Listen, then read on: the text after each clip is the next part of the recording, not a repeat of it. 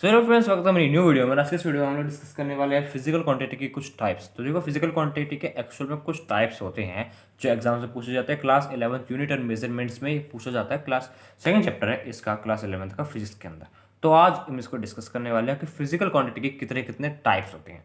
तो सिंपली समझो, आपको मैं फ्लो चार्ट की हेल्प से समझा देता हूँ कि फिजिकल क्वांटिटी के कितने टाइप्स होते हैं। एक होता है डायमेंशनल और एक होता है डायमेंशनल लेस।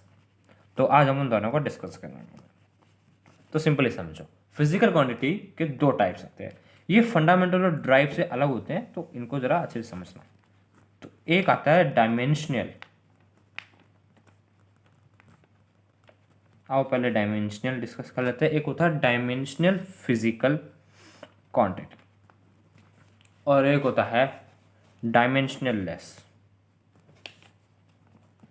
डायमेंशनल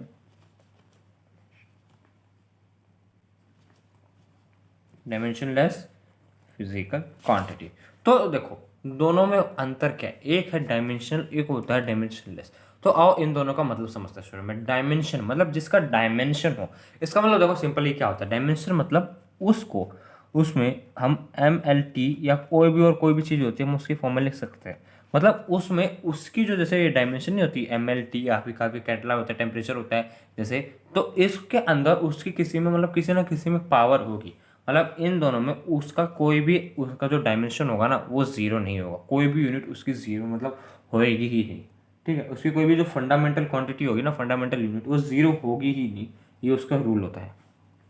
बाकी डायमेंशनलेस ये होता है कि उसका जो ही सब होता है ना वो सब ज़ीरो हो जाता है।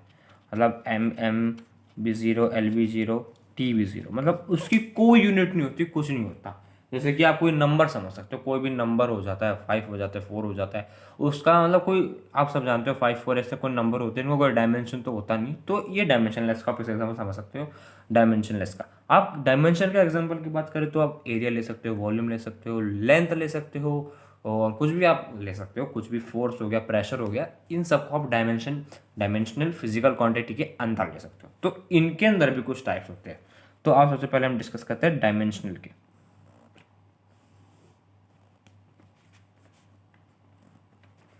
ठीक है, तो देखो डायमेंशनल के दो टाइप होते हैं। एक होता है कांस्टेंट डायमेंशनल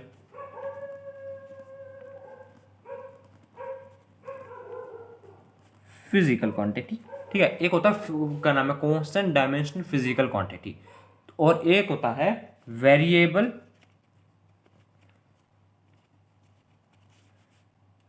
डायमेंशनल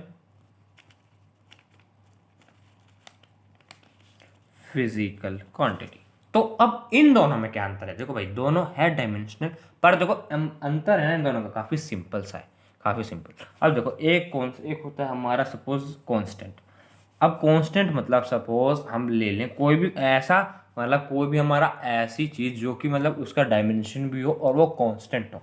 एग्जांपल में अगर आपको दूँ तो मैं आपको लेता हूँ G, मतलब ग्रेविटी। हमारी जो ग्रेविटी होता है उसकी वैल्यू होती है हमेशा कांस्टेंट, मतलब 9.8 मीटर पर सेकेंड।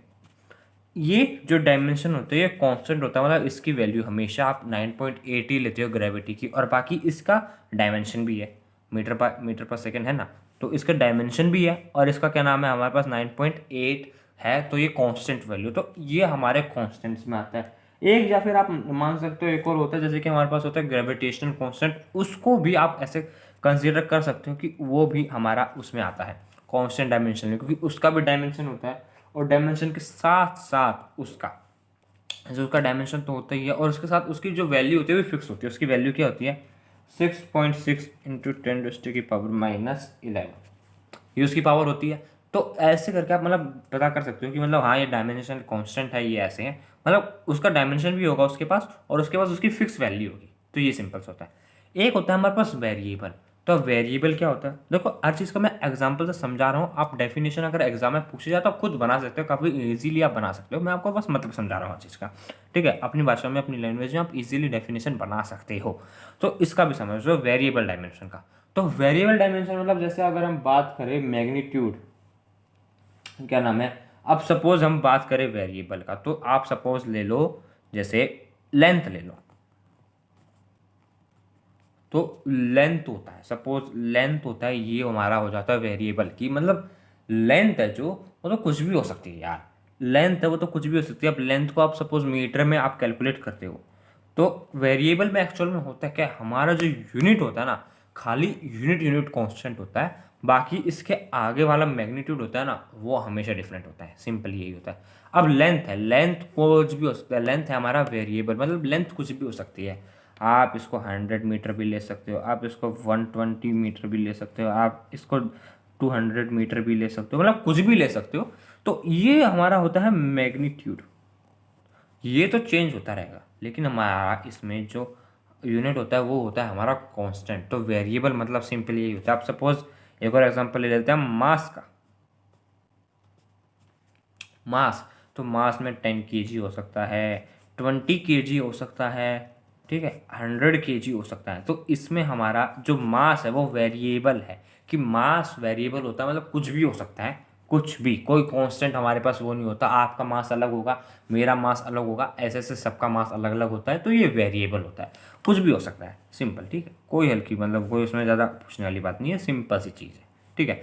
बाकी इसमें देखो, बस इसमें एक चीज़ का ध्यान रखना कि इसमें जो यूनिट होता है वो कांस्टेंट होता है, बाकी सब सेम होगा, बाकी सब सेम, कोई दिक्कत नहीं चाहिए। अभी तक आपको डायमेंशनल वाला मैंने पूरा समझा दिया, डायमेंशन सिर्फ इतना है, इसके ये और इसके दो पार्ट्स होते हैं, खाली इतना है। एक अब डायमेंशन की बात कर लेते हैं, डायमेंशनलेस की, क्योंकि डायमेंशनलेस में भी दो होते हैं। देखो तो मैं उसका ऐसे लिख देता हूँ साइड में, डायमेंशनल लेस फिजिकल क्वांटिटी। तो अब इसको भी डिस्कस कर लेते हैं कि भाई ये क्या कह रहा है। तो इसमें भी दो पार्ट होते हैं, इसमें भी दो सेम पार्ट्स होते हैं। इसमें पहला हमारा होता है कांस्टेंट डायमेंशनल। देखो डायमेंशनलेस को मैं सिर्फ डी लिख रहा हूँ, ठीक है, डायमेंशनलेस फिजिकल क्वांटिटी जगह जगह गिरता है उसमें। और एक होता हमारे पास होता है इसमें भी वेरिएबल डायमेंशनल फिजिकल क्वांटिटी। तो ये दो हमारे पे आते हैं। अब भाई ये लोग क्या रहे हैं भाई, इन दोनों का मतलब क्या है। अब समझो कि हमारा कांस्टेंट डायमेंशनलेस होता क्या है। सबसे पहले अगर आप बात करते हो एंगल की, तो देखो ये हमारा, इसका एग्जांपल आप ले सकते हो एंगल, जैसे sin 30। तो देखो ये हमारा एक क्वांटिटी तो होता ही है, कुछ ना कुछ तो होता है ना, लेकिन इसमें एंगल हमारा ये होता है, आपको सबको पता है कि हमारा जो एंगल्स होते हैं ना, ये डायमेंशनलेस होते हैं। एंगल्स का कोई डायमेंशन नहीं होता, कुछ भी नहीं होता, डायमेंशनलेस होते हैं। अब एंगल्स में ऐसी कोई चीज़ में डायमेंशनलेस के अंदर अगर कोई चीज़ कांस्टेंट हो, मतलब वैल्यू फिक्स भी हो और डायमेंशनलेस भी हो, तो वो इस कैटेगरी में आता है। अब हमारा sin 30 है, sin 30 हमारा क्या नाम है, उसमें आता है डायमेंशनलेस में, मतलब साइन होते हैं, एंगल्स होते हैं, वो हमारे डायमेंशनलेस में आते हैं। अब इसके अंदर sin 30 की बात करें तो वो तो एक कांस्टेंट वैल्यू ही है ना, 1/2, ये तो एक हमारी कांस्टेंट वैल्यू है ना, तो ये हमारे constant dimension less physical quantity के अंदर आ जाता है, सिंपल सा। बाकी इसका एक और एग्जांपल ले सकते हो आप, पाई, सबने यूज़ किया पाई को, उसमें सर्कल में यूज़ होता है बहुत बार। तो पाई है, उसकी वैल्यू हमेशा सेम रहती है, 22/7। अगर काफ़ी सारे इसको लोग क्या नाम है 3.14 भी कहते हैं। तो ये देखो, ये पाई है, ये एक्चुअल में एक नंबर ही है तो एक नंबर ना। अब ये कांस्टेंट होता है और इसका कोई डायमेंशन नहीं होता, तो सिंपली आप इसको भी आप कह सकते हो कि ये भी एक कांस्टेंट डायमेंशनलेस फिजिकल क्वांटिटी के अंदर आता है, सिंपल सा। अब वेरिएबल की बात कर लेते हैं। वेरिएबल में आप सिंपली देखो पता है कैसे कर सकते हो। वेरिएबल में अगर आप किसी चीज़ का रेशियो निकाल रहे हो, फ्रैक्शन निकाल रहे हो सेम चीज़ों का, सपोज अब दो हाइट्स के बीच में आप रेशियो कर रहे हो H1 और H2। अब ये H1 H2 है, ये तो कुछ भी हो सकता है यार, देखो कुछ भी हो सकता है। आप सपोज मैं 100 वो सेंटीमीटर ले लूँ, ठीक है, यहाँ पे मैं 200 सेंटीमीटर ले लूँ, ठीक है। अब ये है तो वेरिएबल, H1 कुछ भी हो सकता है, H2 कुछ भी हो सकता है। अब लेकिन ये डायमेंशन लेस कैसे हुआ। एक्चुअल में अगर आप किसी भी डायमेंशन चीज़ को, जैसे सेम है, मीटर को मीटर से डिवाइड करते हो, सेंटीमीटर को सेंटीमीटर से डिवाइड करते हो, जैसे कि यहाँ पे दे रखा है, तो एक्चुअल में हमारा जो क्या नाम है डायमेंशन होता है ना, जो यूनिट होती है वो कट आउट हो जाती है।